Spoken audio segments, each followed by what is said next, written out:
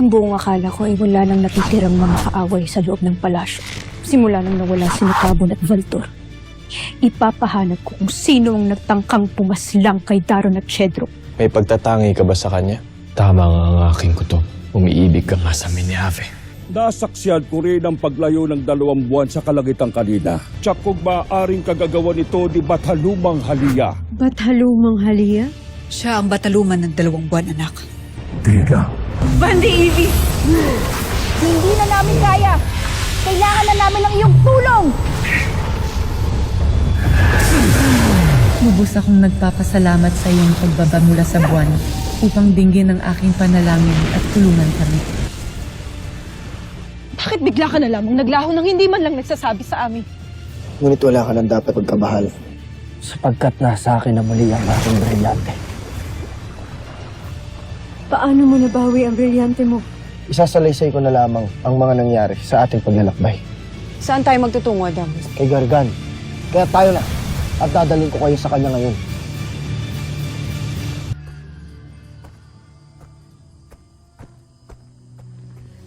Nasaan ang kinamumuhian nating bathala?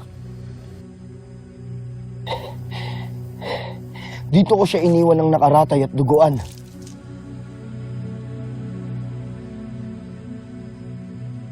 Ang kasumpasumpang dugo ng bathala. Bakit siya duguan na Damos? Ikaw ba ang may gawa nun? Hindi.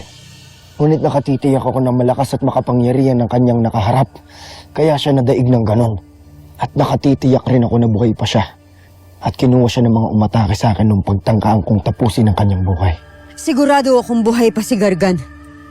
Magbalik na tayo ng Lireo. Kailangan natin magpulong.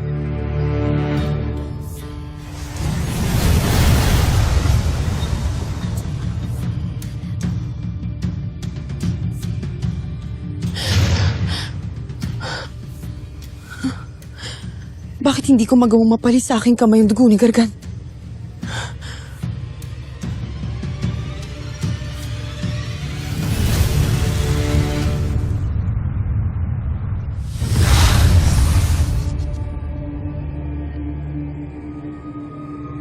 Wala na ang ating mga kaaway. Ngunit wala na rin ang kahit na sino man sa ating alagad o kapanalig natin. Tayo'y magpulong sa akin, Tolda.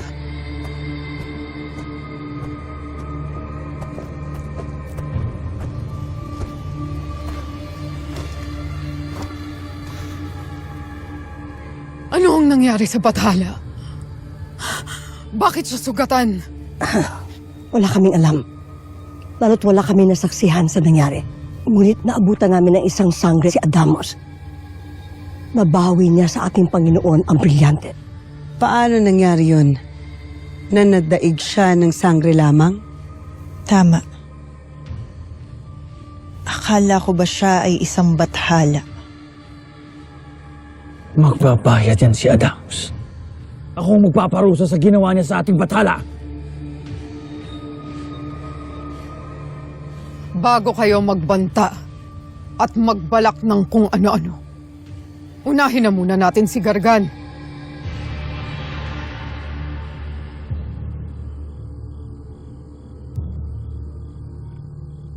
Hindi ako naniniwala na si Adamos lamang ang may kagagawan nito.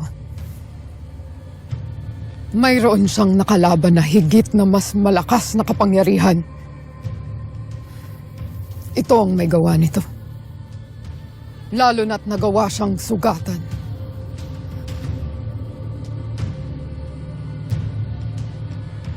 Ano't hindi niyo ginawa ng paraan na gamutin siya agad?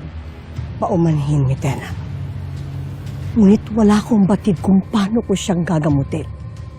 Tayo'y sumangguni sa ating mga brilyante ni Tena.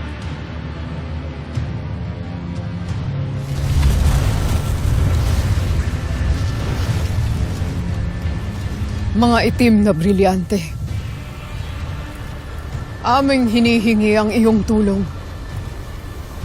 upang pagalingin si Gargan, ang bathalang tunay mong tagapangalaga.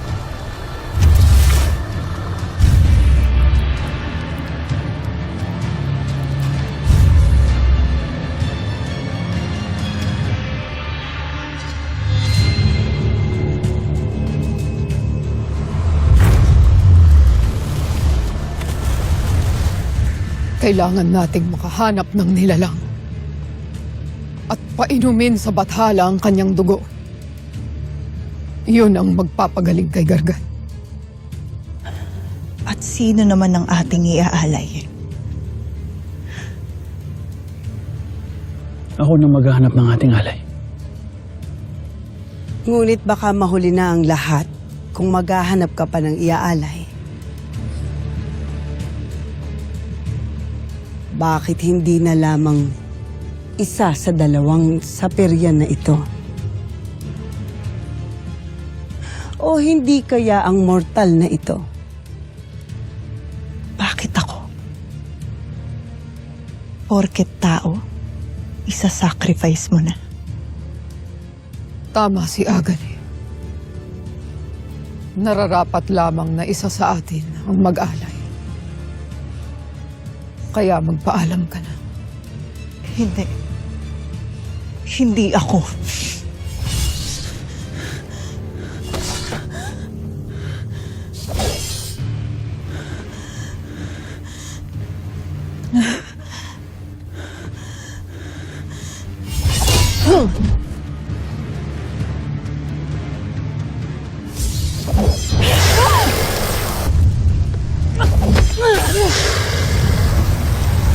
Hindi na masasayang ang iyong pangalawang buhay. Sapagkat isa kang katangi-tanging alay para sa ating bathala.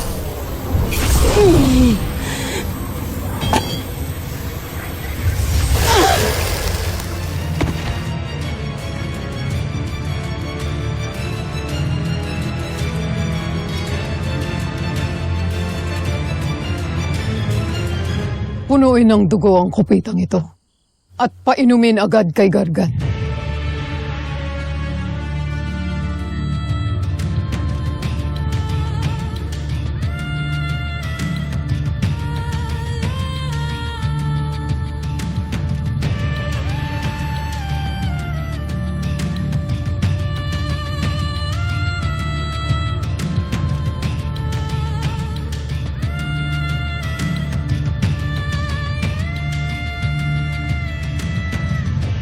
Kaya pala ako'y iyong pinasundo, Arbeya. Ngayon ay nauunawaan ko na. Magandang gabi, mahal na Reyna. Paumanhin po. Totoo po ba ang aking nabalitaan? Na nasaktan at nasa panganib ang aking kaibigan at tagapagligtas na si Daron? Totoo ang iyong narinig. Kaya't hayaan nating ipakita ni Nunong Imo kung sino ang salarin.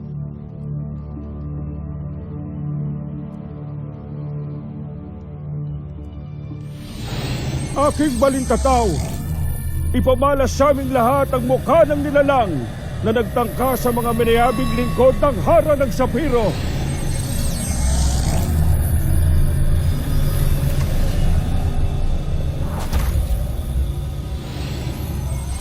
Ang isa sa aking mga kawal. Mahal Lara, ipag-utos ninyo sa akin na ako mismo ang maghanap at magparusa sa taksil. Gawin mo ang nararapat, Vicus. Masusunod, mahal Lara.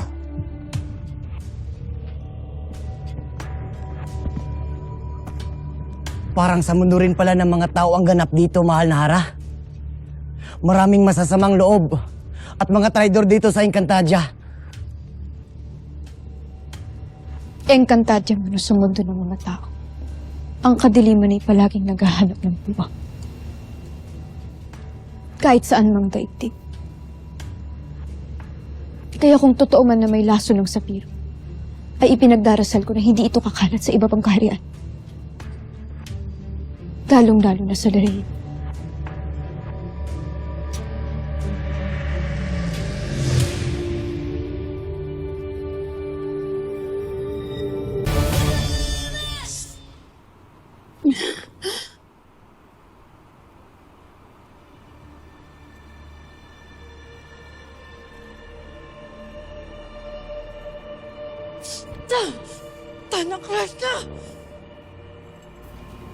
Ako'y nagagalak na muli mo nang nabawi ang iyong brilyante, Adamus.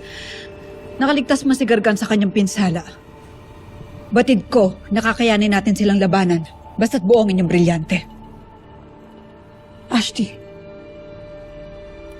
May isang suliranin lang akong kinakaharap. Ano yan, Flamara?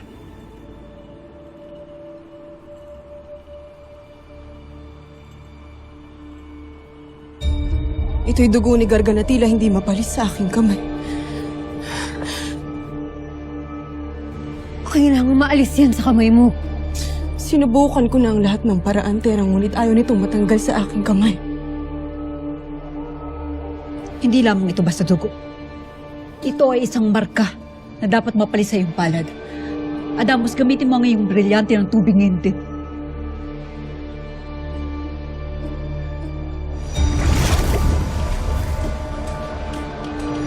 Brilyante ng tubig. Iyong hugasan at alisin ng dugo sa kamay ni Flamara.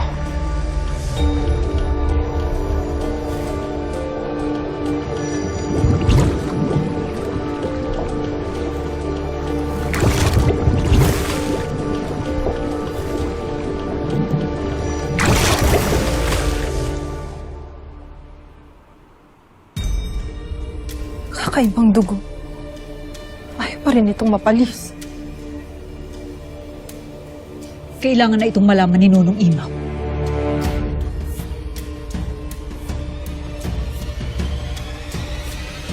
Sapat na ba ito para sa ating bathala?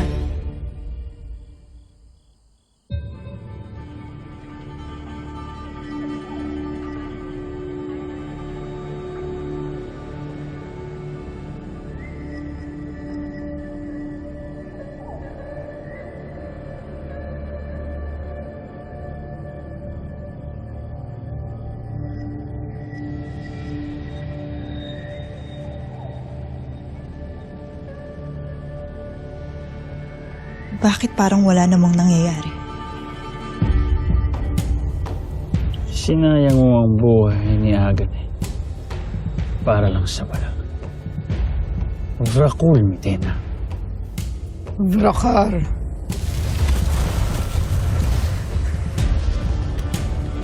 Ang pag-aalay ng buhay ang nakita ng aking mata. Kaya matuto kang maghintay sa ulo.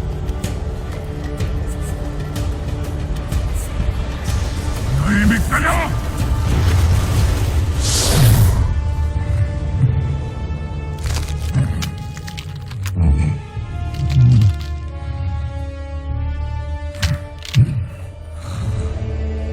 Maligayang pagbabalik, Batalang Gargan.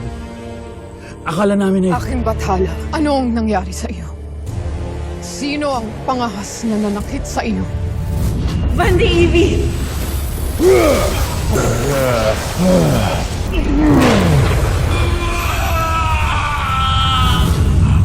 Makahuring batala ang may gawa nito sa akin. Kasama ang iyong kasumpang kapatid. Kaya nga ba ako nagdadalawang isip na tanggapin muli si Mitena sa ating hanay? Lalo na't kalahi niya ang ating mga kaaway. Hindi ko kasalanan kung saang lahi ako isinilang. Ako pa rin ang may kapangyarihan pumili kung sino ang aking paglilingkuran. At ang aking pinili ay ang bathalang pumili rin sa akin. Batid ng ating bathala kung tayo ay tapat sa kanya. Kaya kung duda ka pa rin sa aking katapatan, siya ang manghuhusga at hindi sino man sa inyo. Tingnan niyo ang inyong pangalan!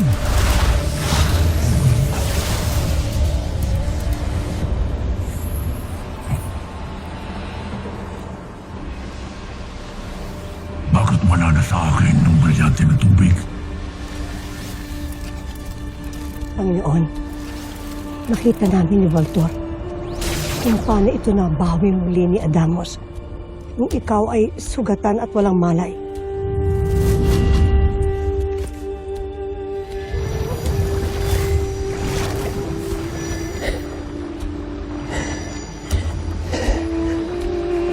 Sala Eshma sa iyo, Brilyante, at sa iyo rin, Celebes. Sapagkat tinulungan mo matuntun muli ang aking Brilyante. Malalim ang kasalanan sa akin ng mga sangre at bathala. Hindi ko maaari. Ipapakita ipapakita ko sa kanilang lahat ang mas matindi at mas masakit na paghihinante.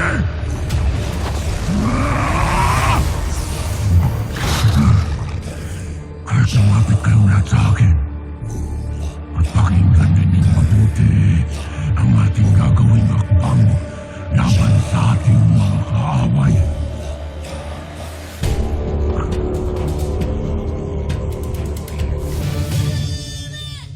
Kakatwa, sa mahabang karanasan ko sa panggagamot ay ngayon lang ako nakasaksi ng ganito. Mababatid mo ba kung ano ang maaaring kahihinat na ng dugong ito ni Gargan para sa aking anak? Agape Ave, hara ng Hatoria. Subalit, hindi na ito saklaw ng aking karunungan. Susubukan kong tingnan sa aking balitataw kung makikita niya ang sagot sa iyong katanungan, Perena. Aking balitataw, ipakita sa amin ang anumang kaalaman mo sa suliranin ngayon ni Flamara.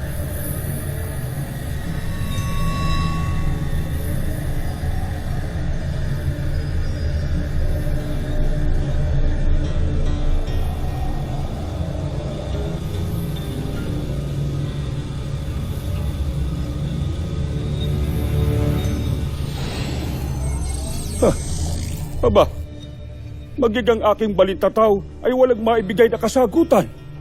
Sigurado ako. May epekto ito kay Flamara. Iyan rin ang aming inaalala ni Perena. Wala kayong dapat ipag-alala. Liban sa dugong hindi mapalis sa aking kamay, wala naman akong ibang nararamdaman. Ngunit Flamara, hindi natin ito maaaring ipagwalang bahala. Lalo't iyan ay dugo ng kalaban at isang bathala. Hindi ka maaaring mag-isa. Dapat ay lagi ka may kasama upang matiyak natin ang iyong kaligtasan.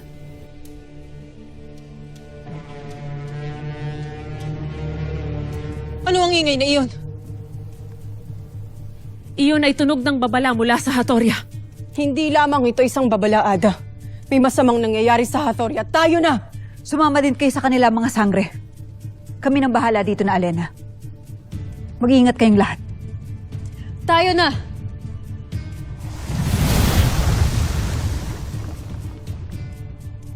Ano pa kayang magaganap na kaguluhan ngayong gabi?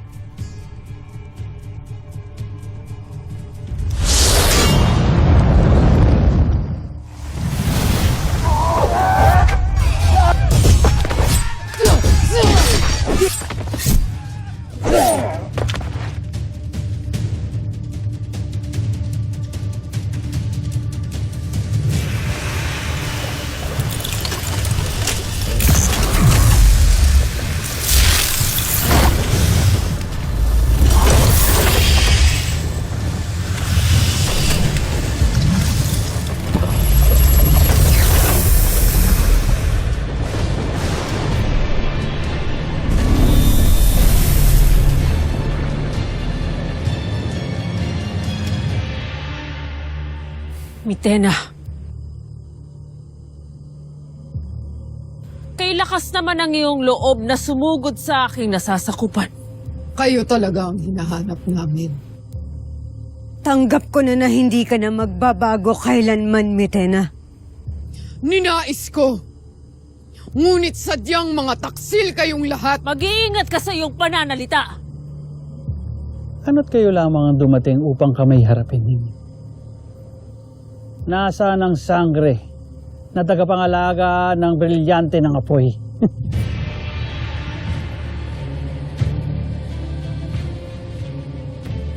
Asneya, nasaan si Flamara? Agto!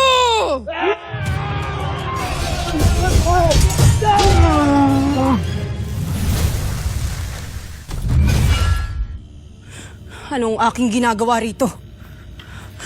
Bakit dito ako dinala ng aking Evictus?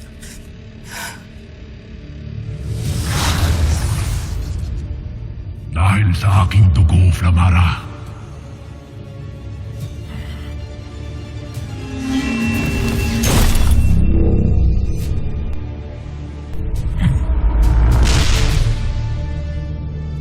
Dinala ka sa akin ng aking dugo kay malas mo sapagkat ngayon hindi ka na makakatakas pa sa akin.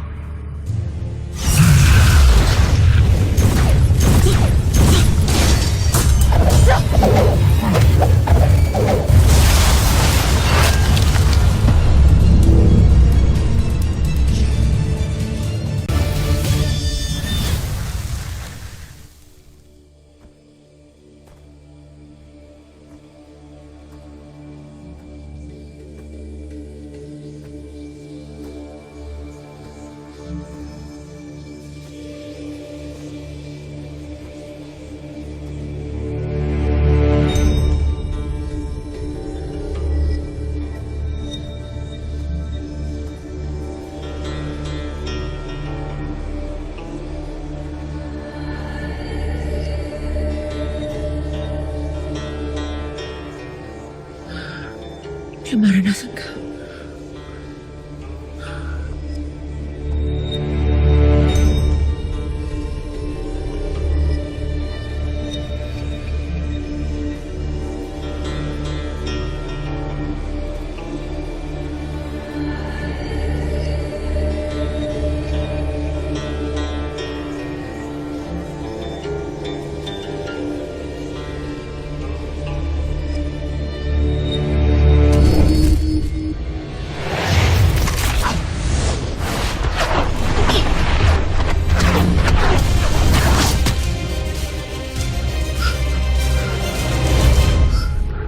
Tagumpay ko pong naisagawa ang iyong pinag-utos, mahal na pinuno. Tunay kang maasahan.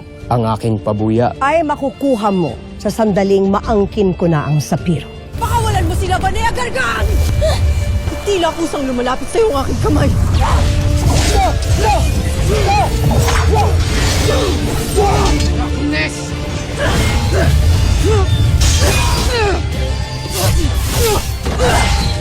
Hindi ko isusuko ang aking brilliant. Kung gayon, manda ka na maubos ang apoy ng iyong buhay!